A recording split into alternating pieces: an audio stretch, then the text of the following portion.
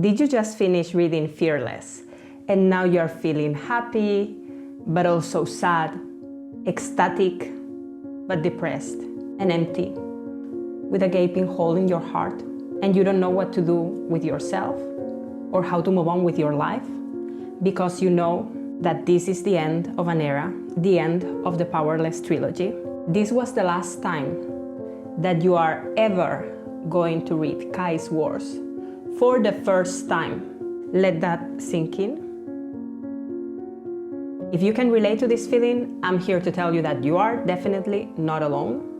Welcome to the club. But we're gonna get through this together, because in this video, I'm going to dive into all the theories, the clues, the Easter eggs that Lauren left behind for us, and what they might be hinting at for what's coming next in this universe. Fair warning, this video contains spoilers for the whole Powerless trilogy, but especially for Fearless. So if you haven't read this book or are still in the process of reading it, pause the video, save it for later, because trust me, you're gonna want to come back to this video after you're done with the book. Before we get to the theories, let's first take a look at everything that Lauren has already shared with us regarding the continuation of the Powerless universe. Now, I hope you're not sick of me yet. So I definitely have so much more in store. Lot of more tension, action, and trauma to come, unfortunately. So this obviously is the conclusion of the trilogy, but as you know, there's a little bit more to tell. It is public knowledge that there is another novella. Woo! Woo! I'm glad you guys are excited. I can't really say anything about it at the moment, or who it's about, or when it's coming. I'm so sorry, but hopefully really soon.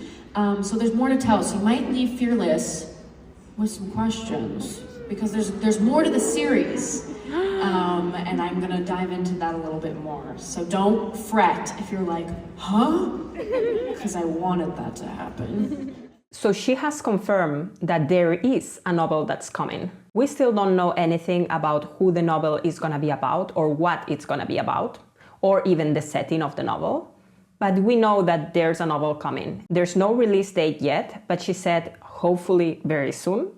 So I wouldn't be surprised if sooner rather than later we get some sort of announcement on that novel. She also said that we will leave Fearless with more questions because there's more to the series.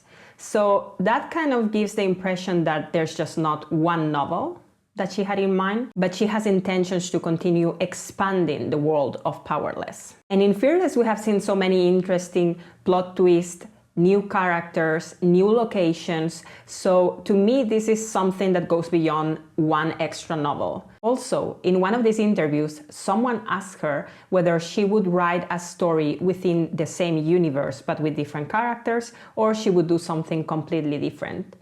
And she referenced the expanded map that she included in Fearless. This is what she had to say about it. If you notice, there's a new map in Fearless, and it's got some new places on it. So I am planning, there's more to tell about the world. So yeah, I'm gonna stay in the world for a little bit, but like different stories and things. So that's all I can say at the moment. So although she hasn't confirmed anything yet, other than that novel, she's telling us that there's more to tell about the world. And she's telling us that she wants to stay in the world for a little bit with different stories. And given how much the map has expanded in this book, I think there's a lot more to tell. Could there be a sequel? Could there be a prequel? A set of different novellas following different characters? Another trilogy?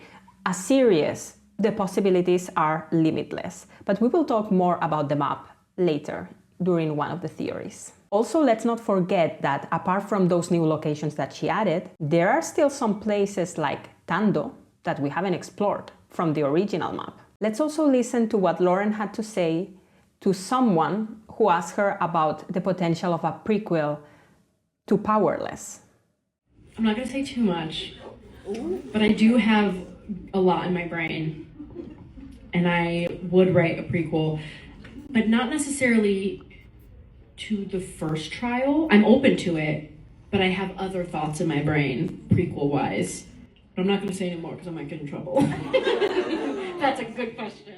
So you've heard it yourself. She has confirmed a novel, she has expanded the map, and is planning to explore the new locations with different stories. She's considering a potential prequel to Powerless. And in general, there is so much to tell after Fearless. Now, with all of this information, let's start talking about the different theories. What could those potential stories be? So let's dive into it, shall we? Theory number 1.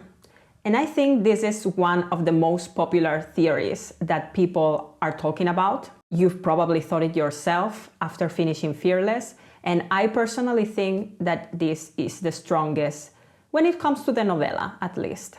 Yes, I am talking about Blair and Lenny.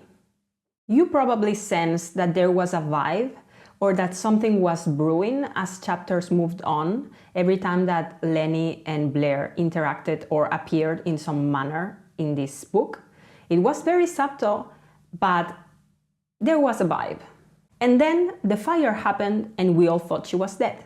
That is, until the last chapter of the book from Peyton's point of view, 5 years after the events of the book, where Blair makes a sudden appearance. She was not a ghost, she was there in the flesh. Kai could sense her. But don't just take my word for it. Let's look at all the evidence that appears throughout Fearless that we might have overlooked that strengthens this theory. Shall we? The first time that we hear about Lenny and Blair's situation is in chapter 4, when Peyton finds out that Lenny has been assigned as Blair's guard in order to protect her of Peyton. And when confronted by Peyton, this is what Lenny had to say. I have strict orders from the king not to let you see her. I'm sorry, I'm so sorry. To which Peyton replies, and I'm gonna kill her for it. But this is where it gets interesting. Lenny tells her, I get it, trust me, I do. But you can't kill her on my watch. And Kitt knows you won't kill me to get to her. At least I would hope not. Stay with that sentence, but you can kill her on my watch. This is okay, nothing too incriminating yet. But now let's move on to the next time that we hear of Lenny and Blair. That is on chapter 21, after Peyton has completed the first trial and the king has organized a ball in her honor. In that ball, she comes across Blair for the first time in the book. She lunges towards her, and this is what happens. It's not until another figure blocks my view of Blair that I still. Lenny's face hovers in front of me, free of its usual imperial mask. Without the leather obscuring it, I can see the worry that clearly crinkles his brow. Peyton, you can touch her, all right? His voice is part plea and part command. This isn't worth it. You're going to be queen.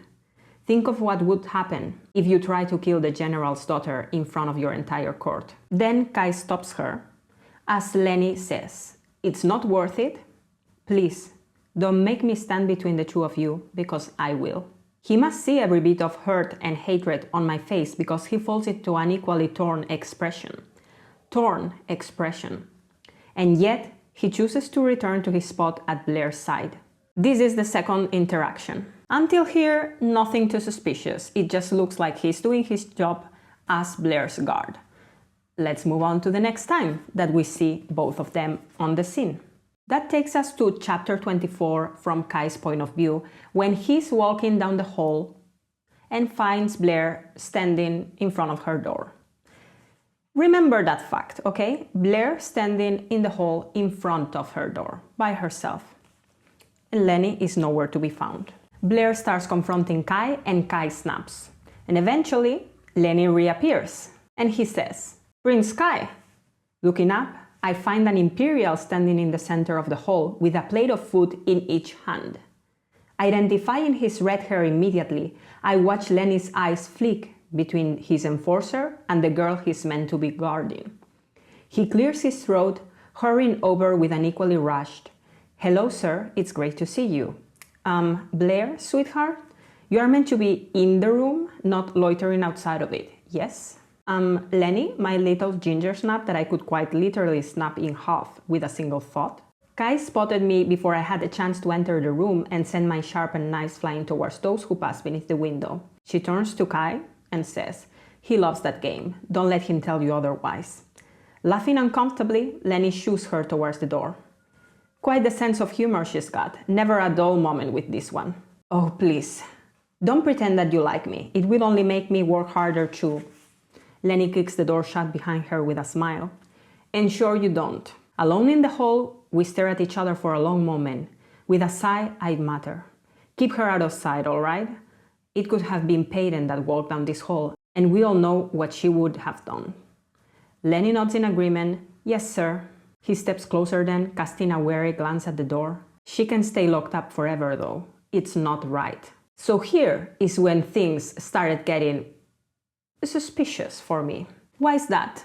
Well, first, he calls her sweetheart, she calls him Ginger Snap. These are sarcastic remarks or sugar-coated insults, but it already hints that there's some teasing between them. Also, the fact that Lenny approaches with 2 plates on each hand means that they were gonna eat together. This might be something that you overlook, but when you think about it, this is a situation of forced proximity where 2 parties that might not get along with each other eventually could evolve into something else. We've seen this in so many stories. They are forced to be together for an indefinite amount of time. He's her only companion. They eat together.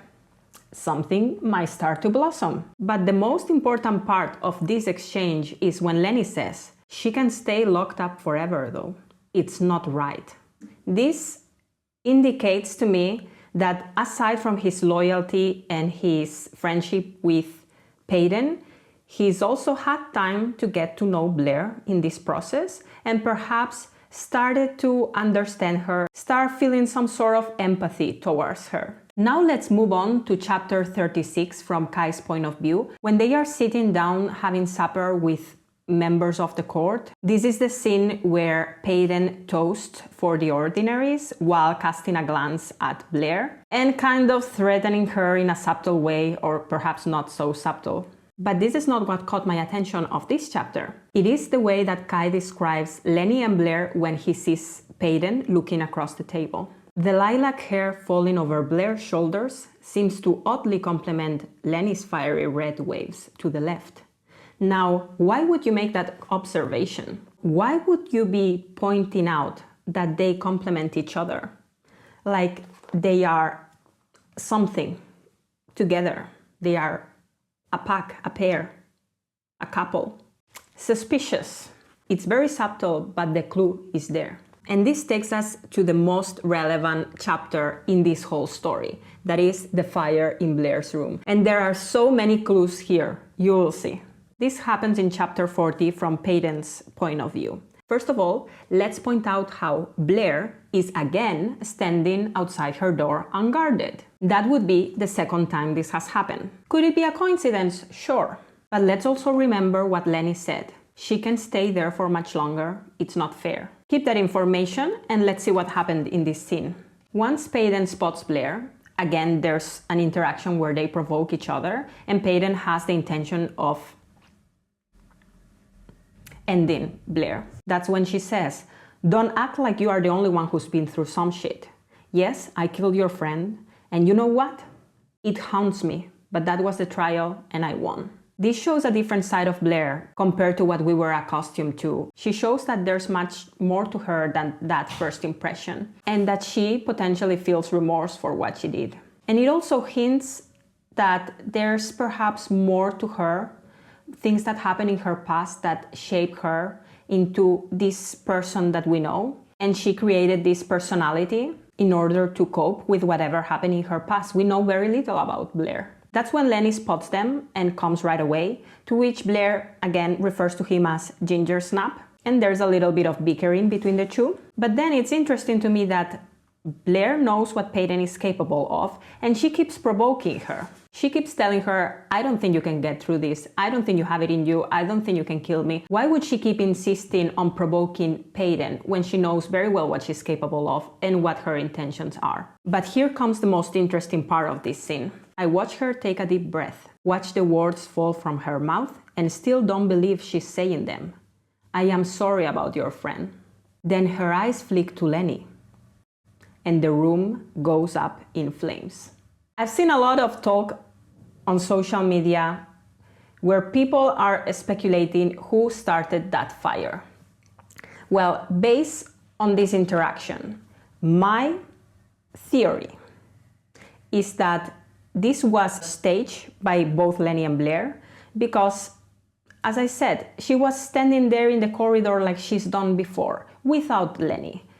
Lenny conveniently appears every time when she's having an interaction or a confrontation with someone. And the first time that this situation happens, which is when Blair is provoking Kai, this is when Lenny tells she can be locked up forever, this is not fair. So perhaps during all this time they spend together, he feels bad for her, he grows sympathy, perhaps something else blossoms, and they make this plan so that she can be freed of this prison. And that plan could be provoke an accident so that it seems as though Blair dies, and then she can finally escape and be free. It's interesting that her eyes flick to Lenny and then the room goes up in flames. How did that happen?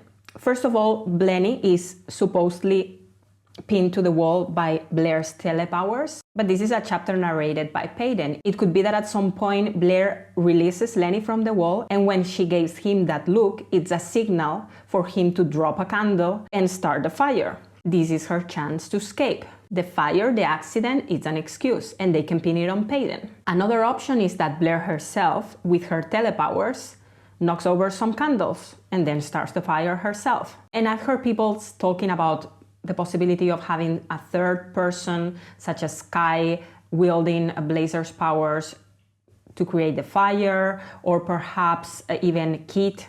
I honestly don't think so. I think it's very suspicious that there's this signaling to Lenny right before the fire starts. I think this is key.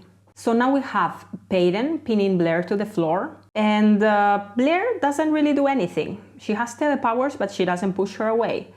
And where's Lenny in all of this? If Blair is weakened on the floor and she cannot even use her telepowers to control Peyton, Lenny is not in the wall anymore. I mean, she's not holding Lenny in the wall anymore. So Lenny is somewhere there, beating his time so that he can eventually separate them before it's too late, before either of them get hurt. And then suddenly the scene ends with Peyton saying, "And then I feel nothing at all as everything goes dark." I think that, of course, it can be the smoke, but I think that it's convenient that before we get confirmation that something has happened to Blair, like she's out, Peyton goes dark. Isn't this quite a convenient situation to stage the death of Blair and then have Lenny retrieve both of them before anything happens to either? And now let's move to chapter 41, right after the fire, when healers are attending to Peyton's wounds. And I find that this is a key chapter because a lot of things happen. First, Peyton says, "She practically invited me in. Was it staged?" And then Lenny says, "Blair had me pinned. There were candles lit and one must have gotten knocked over because suddenly the room went up in flames. Suddenly, but right after she gave you a look. This wall of fire separated me from P, and by the time I finally got her out, Blair was..." Lenny swallows. "I took care of the body." So nobody saw the body except for Lenny. But hold on, there's more. Let's go to chapter 42 from Peyton's point of view. Lenny and Peyton are talking about the incident, to which he acts very nonchalant. "You were merciless. I've never seen you like that before." "Neither have I, not like that. But I've seen glimpses of it ever since fleeing Ilya. I'm not proud of it." "Well, now you're free of her." "So are you," I remind. He turns a corner, pulling me along with him. "She wasn't too bad. You only knew the part of her she had to be." Then Peyton says, "Well, you don't seem too upset about her passing." He shrugs stiffly. "I'll see her again one day." "I'll see her again one day," while he adds, not very affected and nonchalant about the whole situation. Why is he not affected? Because she is not dead, because this was staged, because they planned it, because he helped her flee, because he liberated her. It's all in these words. I can totally see this playing out this way. But there's still more. I'm still not done with this theory. And wait for this, because this is also key information. Chapter 54. When Peyton is heading to meet with the king, with Kitt, on the evening of her wedding day. Lenny is accompanying her to the dining hall, and then this happens. We are nearly at the doors when Lenny grabs my arm, pulling me aside. Hey, I wanted to ask you something. He fidgets with the mask on his face, running fingers along the freckles. Blah, blah, blah. What is it? Well, when you're queen, which will be very soon, I was wondering if you would do something for me. Of course, anything. He takes a deep breath. Release me from my post. I'd like to be free of my imperial duties. See what Dor or Tando has to offer me. I blink, stunned. What? Is that what you want? I think, maybe. Release me from my post. He doesn't want to be a guard anymore. He wants to go to Dor or Tando. Why is that? Perhaps to see his family? Perhaps because he doesn't want to be there anymore? Wrong. I think he wants to leave because he wants to live with Blair. Because something has happened between them. Because something is blossoming between them. And this is the last time we hear of Lenny or Blair. And finally, on the final chapter of the book, the final before the epilogue. Where is Blair exactly? She is in Tando. That's where Lenny mentioned he wanted to go to. Either Dor or Tando. Oh, what a coincidence! Lenny wanted to go to Dor or Tando. Of course, 5 years happened in between the events, so it could be that Lenny had hidden her in Ilia, wherever it is that he lives. He could have sent her to Dor in the meantime. Let's not forget that Lenny also has family in Dor, her mother, where she shelters mixes, the product of an elite and an ordinary. So he could have also sent her there for protection, hence why he also mentions Dor as an option. But suspiciously, Blair is found in Tando years later. When you put all of these things together, it screams at you that this will be the topic of the upcoming novel or a potential other novel in the series. And especially because one could have already forgotten about Blair after the fire, like, that's done. But then she's mentioned in the last chapter of the book, and usually when a book ends, the clues to what's coming next are included in either the last chapter or the epilogue. So Blair being mentioned again in the last chapter, once we had already kind of forgotten all about her, only strengthens the theory that Lauren wants us to keep Blair in mind because she might be the female main character on the upcoming novel. And also, as I explained, Lauren has been trying to build this different perception towards Blair, painting her as someone who has had struggles, who has had to put on a facade in order to survive in this world. There's more to her, and she also feels remorseful for what she's done. So it kind of looks like she's trying to make the fandom be more empathic towards Blair. And I mean, there's more to her for sure. We've only seen one side of the story, and of course we don't like her because in the first book she was presented as quite villainous, and she did one of the most horrible acts in the whole book, which was, you know, Adina. But I think that she's still redeemable because she doesn't have any particular hate towards Adina. It happened as she said. It was the end of a trial. Adina was presented as a criminal by the king. And the king said that in order to win the trial, you had to get rid of whoever was standing at the end. She did that. Some contestants got rid of fellow contestants, and we didn't feel as bad for them. Or we understood that this was part of the competition. But then Blair, this person that we already didn't like, gets rid of a character that we loved, then we have these really strong feelings against her.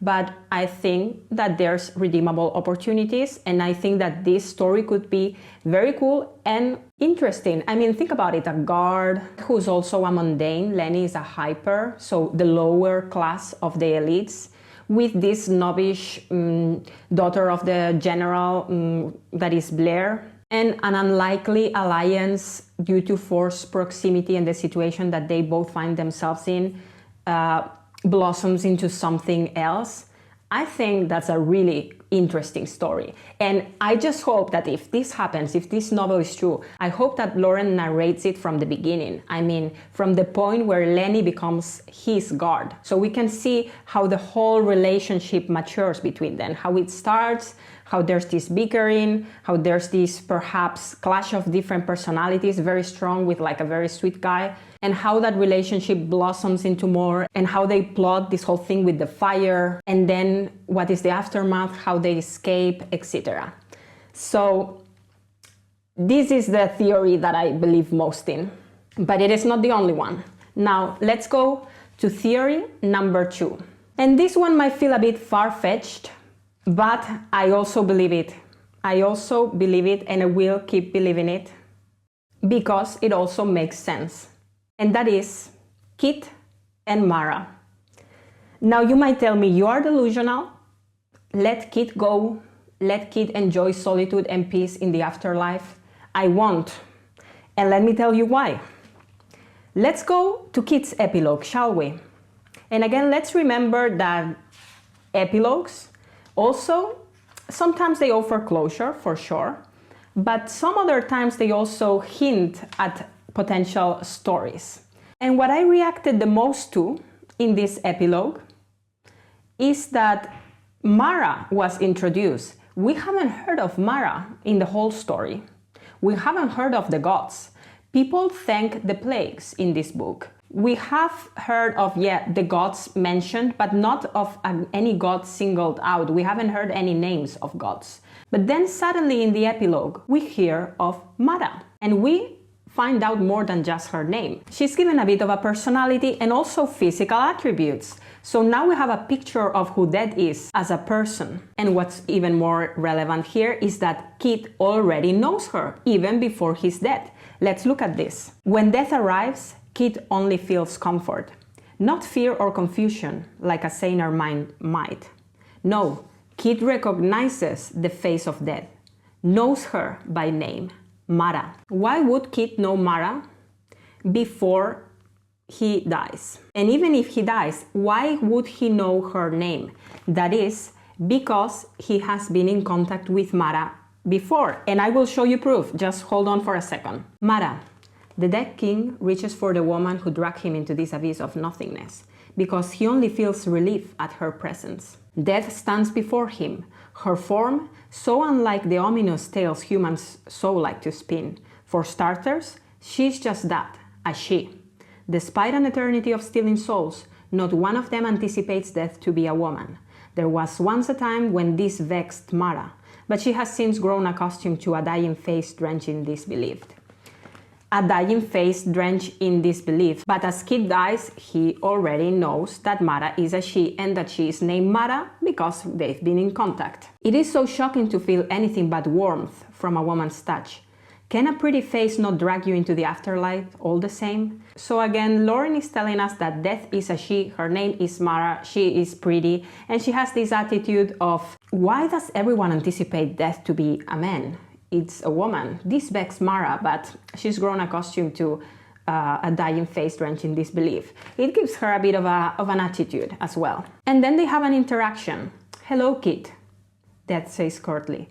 I warned you of this fate, further proving that they have been talking before his death. I know, he answers earnestly. But this is a Morse, where am I?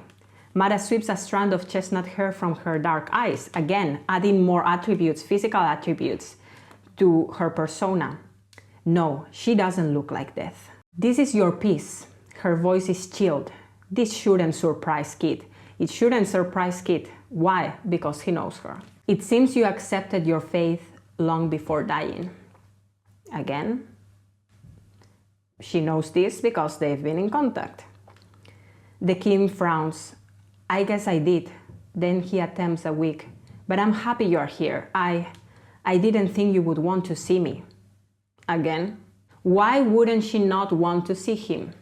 Because they had some sort of exchange before, and something didn't work out. And I will soon tell you what I think that exchange was. I can't stay long. Mira takes a breath before feigning politeness. How are you enjoying peace? Kitt sweeps his green gaze over the expanse of darkness. I'm still lonely. You didn't need to be, Mara spits.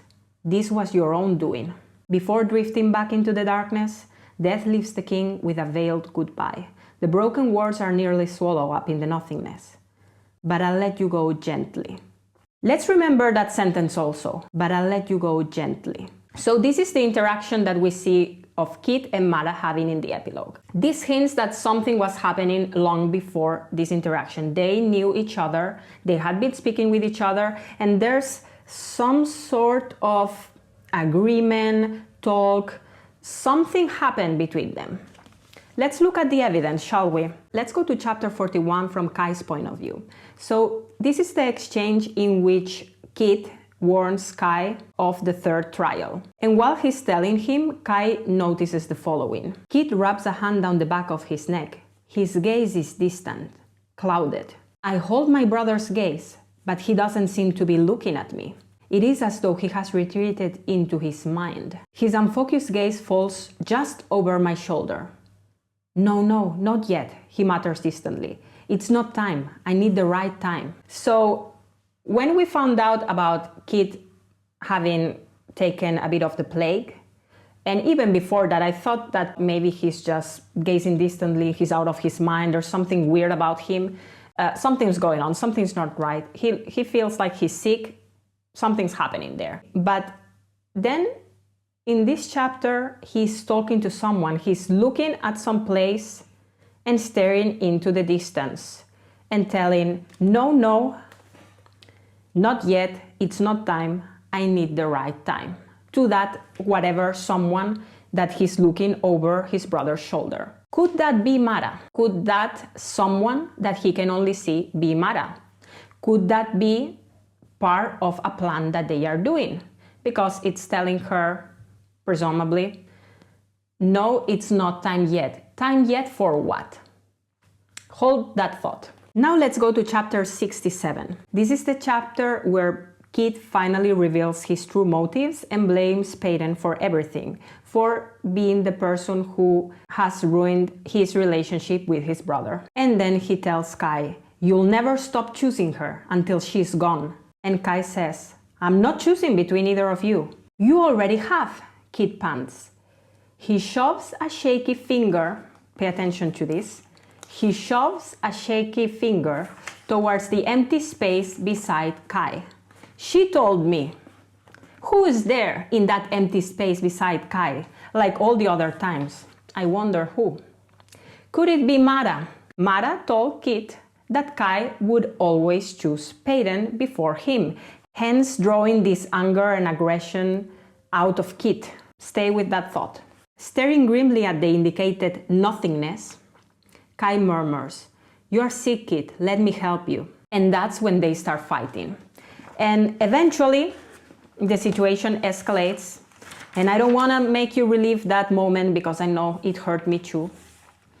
But let's go to chapter 68, right when Kitt is passing. And he says something very interesting. So he is about to pass, and then there's this sentence. There's a sudden widening of those green eyes that's so easily crinkled with laughter. They grow distant, pinned on a phantom beside me. Breath rattles in his chest. I'm scared, Kai. Again. His gaze grows distant, pinned on a phantom beside him. Pinned on Mara. I'm scared, Kai. Perhaps because Mara is disappointed with him. For something. I will tell you now what my theory is. And then there's this interesting sentence as well. Blood blossoms from beneath his body like a peaceful pool surrounding a gruesome scene. It stained his hair, turning the tips of each blonde strand into a delicate crown, as though Death himself has placed it upon his brow. Not Death himself, but Mara. And this is also key. The quiet words he aims over my shoulder, again, towards Mara, aren't meant for me. The quiet words he aims over my shoulder aren't meant for me. I'll go gently for you. He's not telling this to Kai, and Peyton is not in the room. He's out finding a healer. So he tells over his shoulder to that phantom, Mara, I'll go gently for you. And what does Mara say In the epilogue, I'll let you go gently. Case in point. Honestly, I think that there is a huge possibility of a Kitt and Mira story. This wouldn't be the first time when we follow a set of main characters into the underworld, where even if Kitt is in this afterlife, or rather he seems to be in this sort of purgatory or limbo, so perhaps he still has some unfinished business, or there's a chance for him to redeem himself, because he was not himself during this book, partly because of the plague, partly because of grief, betrayal, because he was blinded by power, a mix of everything together, but he was not himself. So I could totally see a story of him in the afterlife, in limbo, in purgatory, with Mira, the goddess of death. And there's so many fantasy books out there where the god of death or the goddess of death or whatever is one of the main characters, one of the protagonists in the story, and the other is drawn to that god of death. You only have to look at Hades and Persephone, all of the retellings that are around that story, the Divine Comedy, Dante Alighieri, one of my favorite romanticists, A Shadow in the Ember. Sera, the female main character, has to go to the underworld, although they are not really dead, but anyway, has to go to the underworld with the god of death. This is not at all uncommon. And there's so much potential for this, and it would make for such an interesting story. And now, the last piece of the puzzle between Kitt and Mira, what is this thing that Mira is upset about? What were they in cahoots about? And why was she upset with him, as he said? I thought you wouldn't want to come see me. You did this to yourself, you brought this fate upon yourself. Why is she so upset with Kitt? And why was Mira trying to convince Kitt that his brother Kai would never choose him over Peyton in order to incite Kitt to get rid of Peyton? My theory is that Mira wanted Peyton dead. Why? It could be because Peyton has had this brush with death multiple times throughout the trilogy, and Peyton keeps referring to death over and over again as though is almost a tangible entity beside her. All the time she's like saying, and again I faced death, but again she didn't meet me. And again I faced death, and then still I pushed through and didn't meet him. In this case her, but she doesn't know. So perhaps Mira wants her for herself because she's cheating death up until this point. That could be a reason. When she disturbed the queen's tomb in the Sanctuary of Souls during the first trial, she also felt death's grip, but she escaped her again. So perhaps Peyton to death, to Mira, is someone that she cannot really get her hands on. So I'm just gonna leave it out there. I think they were in cahoots, and Mira was trying to also brainwash Kitt into getting rid of Peyton so that death could finally claim her. I honestly don't think this is a crazy theory at all, but what do you think? I think all the proof is there. Don't say I didn't warn you. Theory number 3. And this is also a theory that everyone is talking about. That is the one that involves Queen Zailah and Izram. We've been to Izram now, and we've been told a lot of stories about the place and the queen and the ancestry, because let's remember that Iris was also from Izram and from the Izrami royalty. So we've been getting a lot of information from Izram, Queen Zailah, Iris, but nothing more, just very superficial. So I think that there is a huge potential that this could become a story, and I will say more. I think this has great potential for a prequel, because as I said, during the book we find out that Iris, Kitt and Peyton's mother, is a soul. She comes from Izram, from the Izrami royalty. There was some sort of dispute. So what happened between the Izrami royal family? The first time we find out about the animosity between the Izrami family is in the first chapter from Edric's point of view, where he says, over a century ago, a family feud had divided the royals of Izram, forcing several of Iris's ancestors, whose claim to the throne was nearly as weak as their relationship with the woman who sat upon it, to settle in Ilia. A handful of years had passed before the plague swept through. isolated the kingdom, and gifted the descendants of those bickering royals more power than they would have ever earned with a crown on their head. So what happened between the royal family of Izram a century ago? And was Queen Zailah involved? Because yes, I know that she is younger. I don't know exactly her age, but I think she's somewhat middle-aged from what Peyton mentioned. But Peyton also referred to her as someone who had some sort of ethereal glow, some sort of ethereal quality. So I wouldn't be the least bit surprised if Queen Zailah would possess some magical powers. So we know that Iris and whatever other descendants from that Izrami royalty that fled to Ilia inherited the powers via the plague, because that happened over a century ago when they fled. But how do we know that other kingdoms do not also possess magic? Because Ilia has been closed off, has been creating the plague themselves. Why did they create the plague in the first place?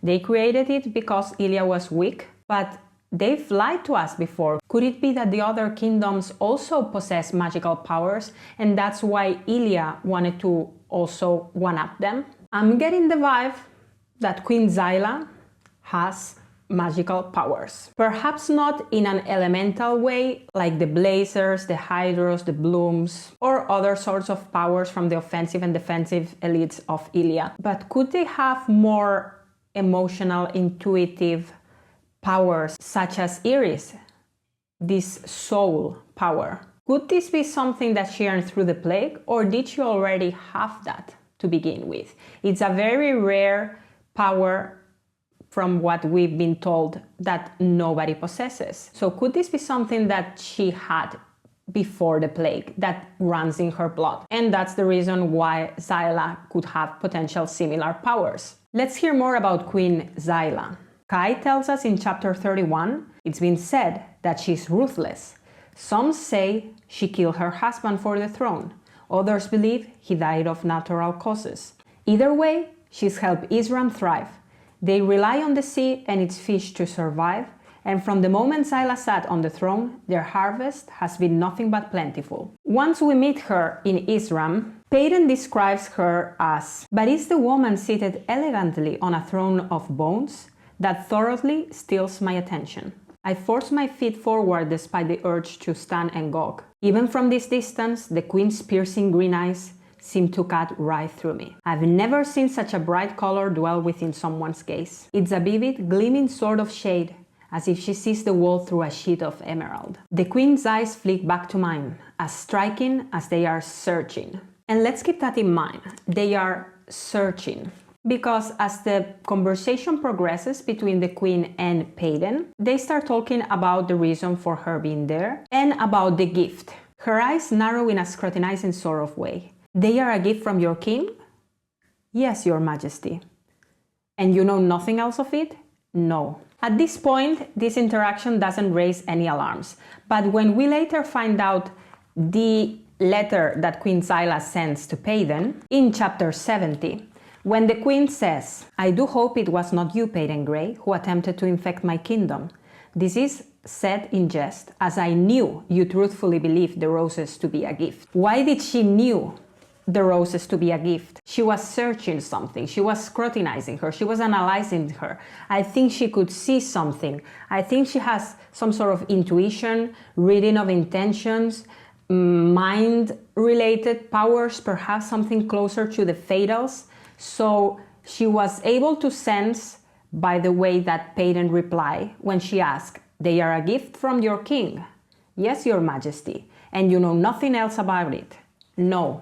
And then in the letter she says, "I knew you truthfully believed the roses to be a gift." She knew. She could tell.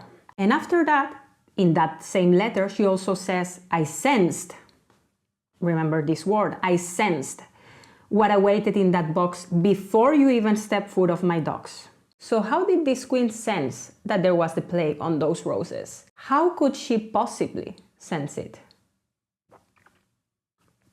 Suspicious. Also in chapter 32, when Kai sleeps with Peyton in Zailah's castle, once he wakes up the next day, he says, "A strange sensation tugs on the corners of my consciousness, though I ignore it for the distraction lying beside me. The queen is there. The queen sits stoically in one of the plushy seats beside the stone fireplace. Focusing on her pristine features, I feel that strange sensation growing beneath my skin, as though something stirs at the mere sight of her.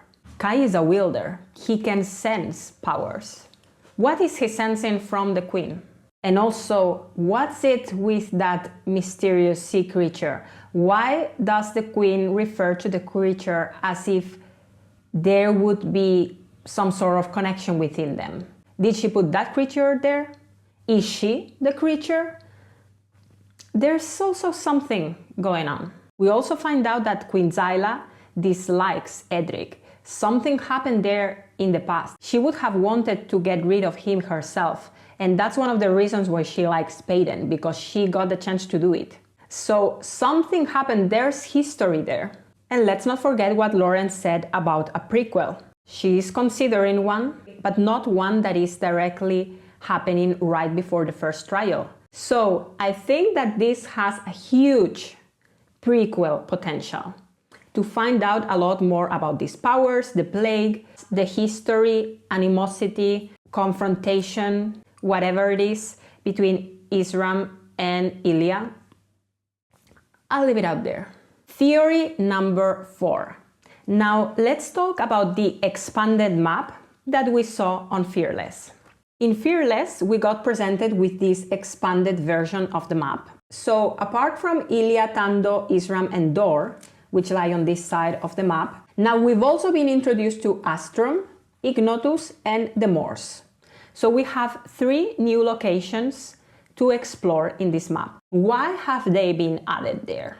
Now, Ignotus is not mentioned throughout the book at all, but we hear of the Moors on Kitt's epilogue when he finds himself in this nothingness and he tells to Mara, "This is not the Moors, so where am I?" Perhaps he just throws the name out there just to emphasize that, hey, I'm not on our planet. Where am I?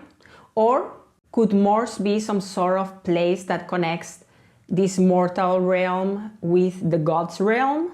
Could that be like an opening to the afterlife, to the underworld, something like that? Or is just randomly thrown out there? I don't know, I don't have any strong theory on this, but food for thought. But we do hear about Astrum in this book when Kai and Paden are on the boat on their way to Izram. There is a myth surrounding the location of Astrum. Do you ever wonder if there is anything else out there? Well, other than the myths? The myths? Have you never heard of Astrum, the birthplace of shadows and the death of great love? Well, many people believe Astrum existed long before Ilya. There, they live in a constant state between dawn and dusk, thanks to the separate lovers, the sun, Solis, and the moon, Luna. Shadows are precious there. They are a power that can be stolen. There is a book, and it's called Shadow and Soul. So, we are introduced to a myth. We are introduced to a background story about Astrum, this mysterious place where shadows can be stolen. Do you think it's a coincidence that Iris, former queen and descendant of Izrami royalty, is a soul, and this story is called Shadow and Soul, this myth? I'm not saying this has to do something with Iris, but could Astrum be related to this power of the souls? Could Astrum be related to the Izrami family? Meaning that there could be something power-wise that affects the Izrami family, and we could find out more about this on a prequel. Or what I think that could make more sense is, could the myth of Astrum and these 2 separated lovers, Solis and Luna, be a prequel as well, separated from the prequel related to Izram and Zailah? I'm throwing it out there. Could that be another prequel? We have 2 potentials. They could be combined, they could be separated. I'm just saying, it also sounds interesting. I want to know, what is this place where shadows hold such a high value, where 2 lovers are separated?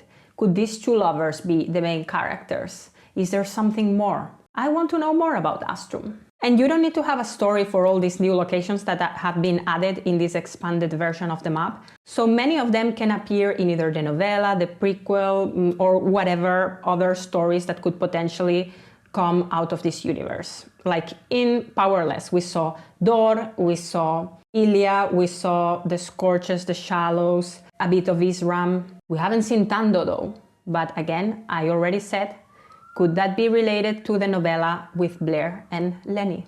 We've only been in Tando briefly in the last chapter of Fearless when Kai, Peyton, and little Kitt are visiting, when they come across Blair as well. But we haven't really been in Tando. But there's a lot more about the world to explore. Theory number 5. Now we are gonna talk about Mira.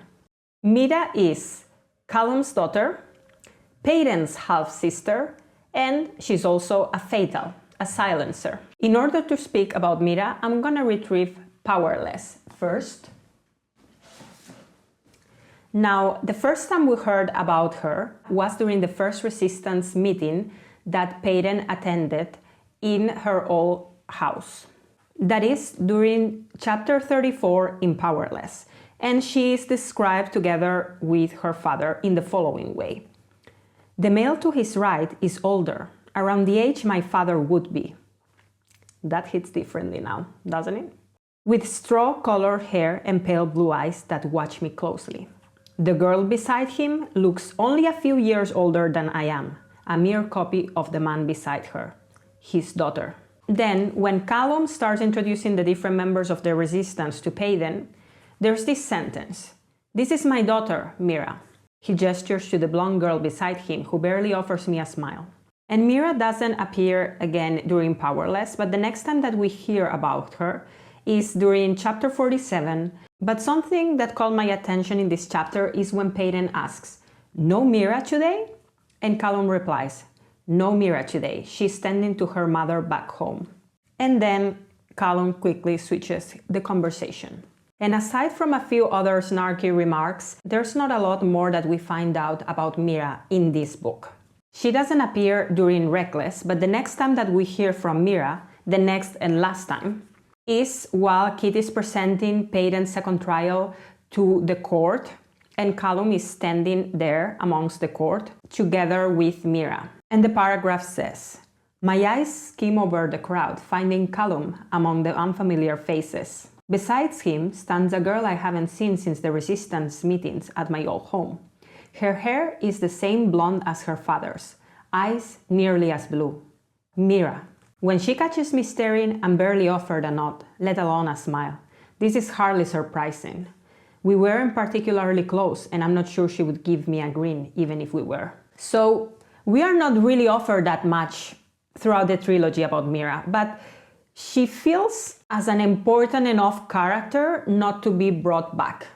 She hasn't done pretty much anything, but she's still Callum's daughter, she's still Peyton's half-sister, presumably. So is there more to her character and story that we still need to hear about? Something that intrigues me is her mother, because as we just read, she's 2 years older than Peyton, which puts her at a pretty similar age as Kitt, if not the same age. Callum mentions her mother, saying that Mira is tending her mother at home. So I wonder, was Callum's wife pregnant with Mira at the same time as Queen Iris was pregnant with Kitt, or around the same time, and they were born at a similar time, thus making Mira 2 years older than Peyton, which would mean that Callum had a wife. So he was also having an affair and cheating on his wife with Queen Iris, which resulted in Peyton. If this is the case, I think that it's justifiable that Mira has some sort of animosity towards Peyton because she's the result of this affair between his father and Queen Iris. And I don't know if Callum's wife knows, but maybe that has caused some sort of turmoil at home. Just throwing it out there. Anyway, I think that Mira is an interesting character. I'm not sure if interesting enough based off the information that we've been given this far. But I don't know if she is interesting or strong enough of a character to be the protagonist of a story. I think that regardless, we might see her again, because she was just barely introduced to the story, but she really didn't do much. And Mira has just become a lot more interesting now that we have found that Payden is Callum's daughter. So now we start to piece things together and understand a bit of that conflict that Mira might be feeling. Or maybe even wonder, was she in all of this? Did she know about Payden? Did she know about Queen Iris? So her character becomes more interesting from Fearless. And there's a lot of unanswered questions there. So I'm not sure if she could be a main character, but she definitely has still things to tell us. She still has the potential to appear in this series and contribute more to the story, whether as a villain or a hero. Now, theory number 6. Stay with me a little longer. There's only one more after this, and then I'll wrap up. I know this is a long video, but I really want to cover everything that I've been thinking about. Let's talk about Kai and Payden's little daughter, Kitt. She appears in the last chapter of Fearless, and from that chapter we know that she is 3 years old at the time, and we know that she has some sort of powers. I don't know if she's an elite though. She has powers, but she might be a mix, because if you remember in Reckless, when we visited Lenny's mother's house, or I don't know, like a shelter that she had for mixes, we discovered that mixes are the product of ordinaries and elites. And as we know, Payden is an ordinary, Kai is an elite. So it could be that Kitt is a mix. Or perhaps since her father is one of the most powerful elites, and this is just like first generation mixed, her powers are still really strong. We don't know. We were not given more information, but I think that was intentional.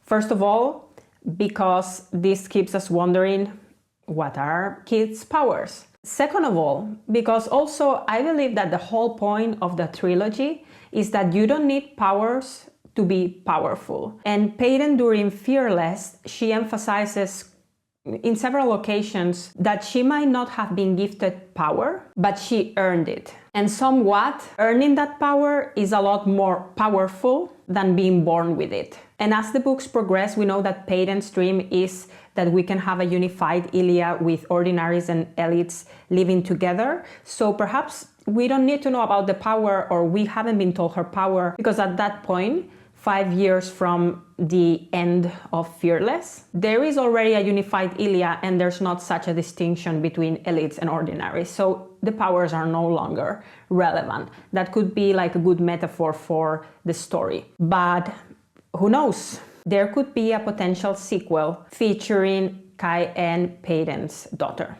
Since she's 3 years old, that could mean that that sequel would come perhaps 15 years later when she's 18 or something like that. If that happens, I'm okay, but please, I make a petition from here. If there is a sequel that features Kai and Payden's daughter, or anything that follows Powerless, regardless of who the main characters are, please.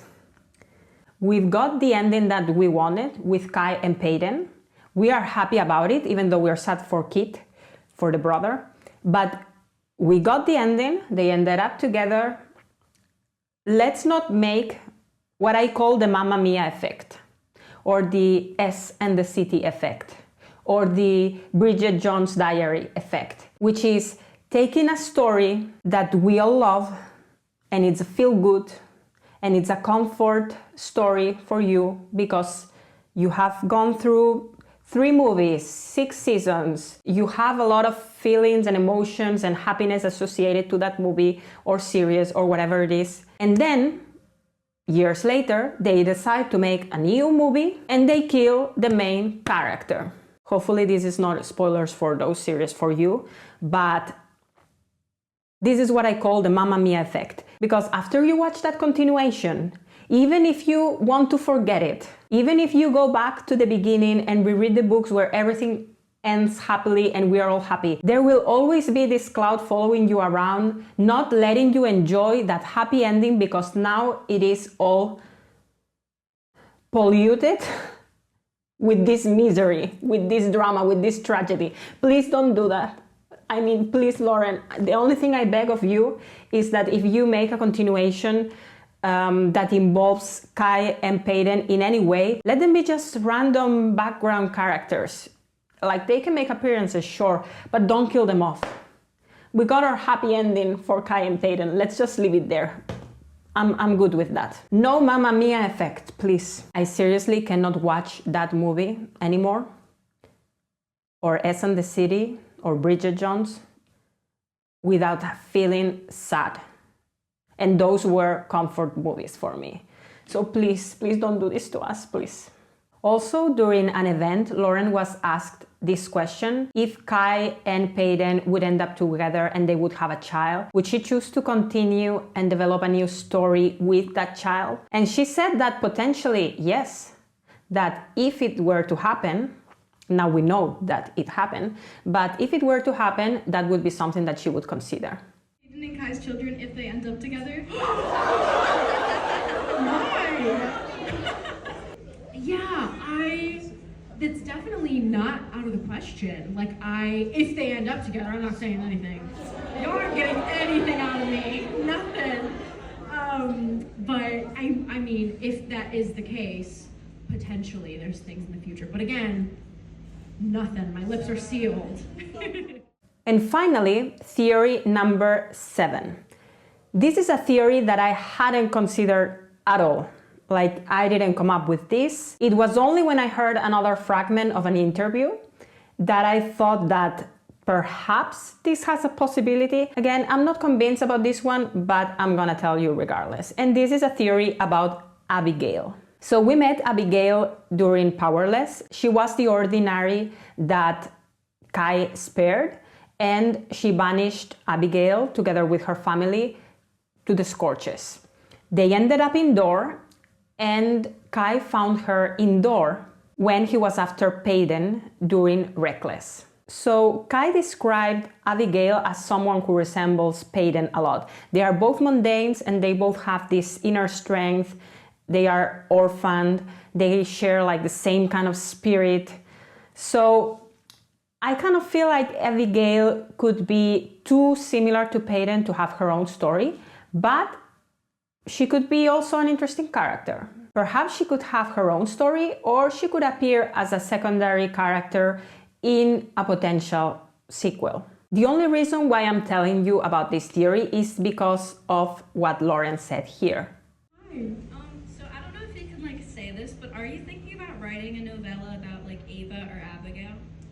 Ooh, I know, I can't really say. I've been sworn to secrecy. I can't say what the novella is about or who it's about yet, but I do really like both of those characters, so maybe.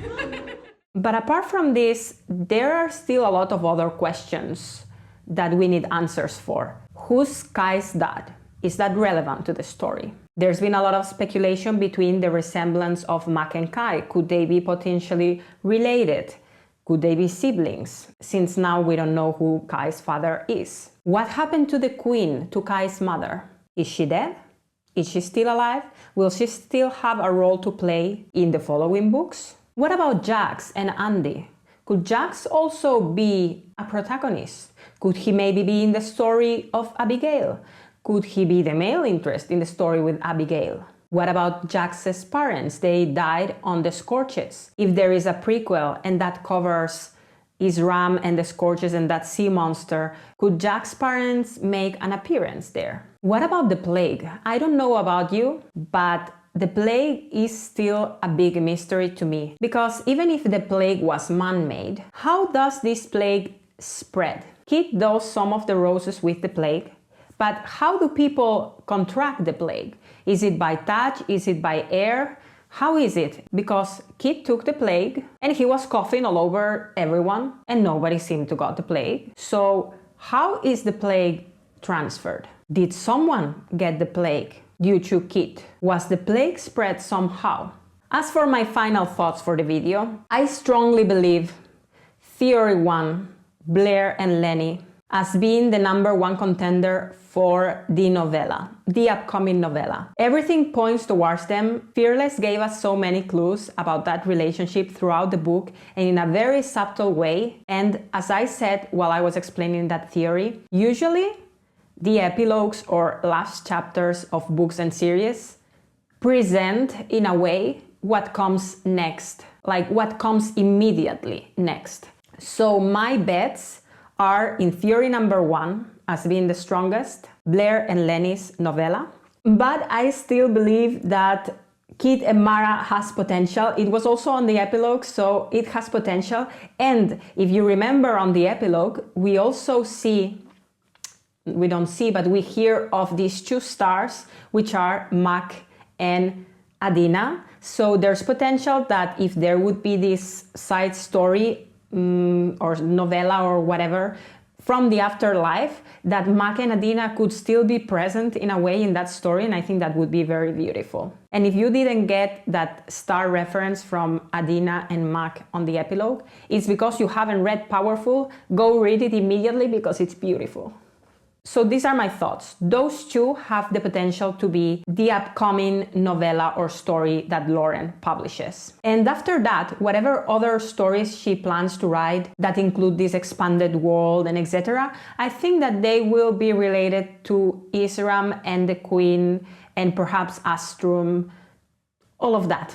Let me know in the comments what are your thoughts. If you agree with any of these theories, which one do you believe is the strongest? Do you have your own theories or any other questions? Let's discuss in the comment. I'm super excited to theorize with you. So comment and let me know about your thoughts. Also, if you've made it this far, thank you. I know this video is gonna be long because it's taken me over 3 hours to record and it will take me X amount of hours to edit. So thank you for watching it. The topic deserves it. I hope that I was able to give you some hope and to lessen the pain that you felt after finishing this book. And before you leave, don't forget to give this video a like and subscribe. I would really appreciate it. See you in the next video.